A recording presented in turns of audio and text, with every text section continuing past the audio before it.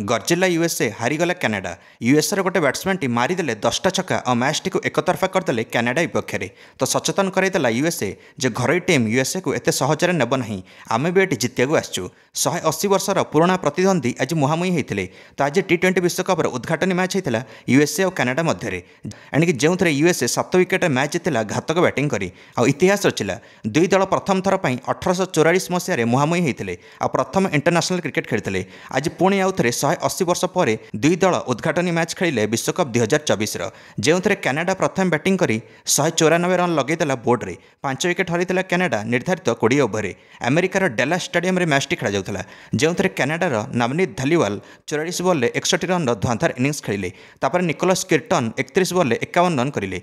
USA तरफ Corey Anderson 3 wicket नेले मात्र 29 रन दे निजर 4 ओवर में। ये होचंदी से कोरी एंडरसन जे मुंबई इंडियंस पटु खेलुଥିଲେ। तापर मुंबई इंडियंस को बाहर कर देथिला। ये होचंदी से कोरी एंडरसन जे न्यूजीलैंड टीम रो जने सदस्य थिले। एबे न्यूजीलैंड टीम तांको एंट्री न देथिबारु से यूएसए पटु खेलुचंदी वर्ल्ड कप। यूएसए तापर टार्गेट पिछा करे ओलेला। यूएसए आगे 195 रन टार्गेट थिला किंतु 0 रन रे प्रथम विकेट हरईदेला और 42 रन रे द्वितीय विकेट हरैला। ए रन चेस बेले असुविधार थिला यूएसए टीम टार्गेट चेस कला बेले किंतु हठात जड़े अजणा खेली आसिले और 10 छक्का लगेदेले। कथा पड़ी एरन जोन्स से आसिले और 10 छक्का 4टा चौका मारिले और 40 बॉल 94 रन इनिंग्स खेलिले धुआंधार और नट आउट गले।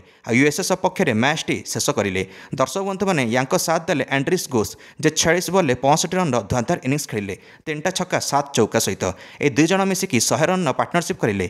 यूएसए 14 बॉल बाकी था तो मैच टी जीतिला 7 विकेट रे। प्लेयर ऑफ द मैच पाइले एरन जोन्स जे घातक इनिंग्स खेलिले। यूएसए सहित मैच अच्छी भारतर 12 जोन रे। आपण मानु कौन लगुच भारत यूएसए को हरई पारिबो ना नहीं? आपण निश्चित मंतव्य कमेंट दे वीडियो को लाइक और चैनल को सब्सक्राइब करदे समस्त क्रिकेट अपडेट्स। धन्यवाद।